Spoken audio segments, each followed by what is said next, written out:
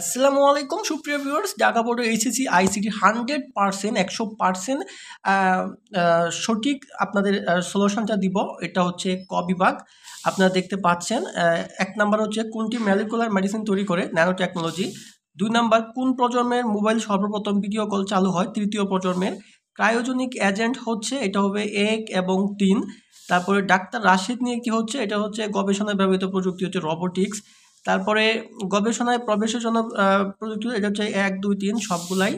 তারপরে multicast mode হতে পারে, এটা হচ্ছে ২ ও ৩ মাল্টিকাস্ট মোড হতে পারে। ৭ নাম্বার বলছে নিচে কোনটি নন মেটালিক কেবল, ফাইবার অপটিক্যাল কেবল। এরপরে এটা হচ্ছে উদ্দীপকের নেটওয়ার্ক টপোলজি হচ্ছে স্টার টপোলজি। উদ্দীপকে ব্যবহৃত ডিভাইস হচ্ছে, এটা হচ্ছে ১ এবং ৩। বাংলা বর্ণমালায় কোনটি কোডমুক্ত ইউনিকোড। এটার সমতুল্য অক্টাল সংখ্যা কত হবে, ৩১.২০। তারপরে এইখানে বলছে নিচের কোনটি টেক্সট এডিটর, এটা হবে নোটপ্যাড। তারপরে এটার আউটপুট হবে ওয়াই সমান সমান এ নট প্লাস বি। এখানে বলা হচ্ছে ওয়াই সমান 0 হলে আমাদের আউটপুট কোনটা হবে, এ সমান 1, বি সমান 0। সবচেয়ে বড় হেডিং কোনটা হবে, H1। তালিকা তৈরি করার জন্য এটা হবে 2 এবং 3। আর এটা যদি 0 হয় তাহলে সবগুলাই হবে, সরি এটা ও হলে সবগুলাই হবে, আর যদি 0 দেয় তাহলে 1 নাম্বারটা হবে না। এটা তাই একটু কনফিউশন ব্লক।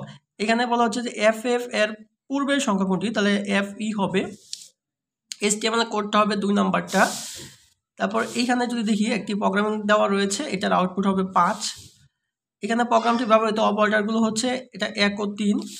স্থায়ী মেমোরি হচ্ছে হার্ড ডিস্ক এবং DVD. Data type double format specifier %1f। Program ফ্লোচার্টের প্রক্রিয়াকরণ কোনটি ব্যবহৃত হয়েছে, আয়তক্ষেত্র।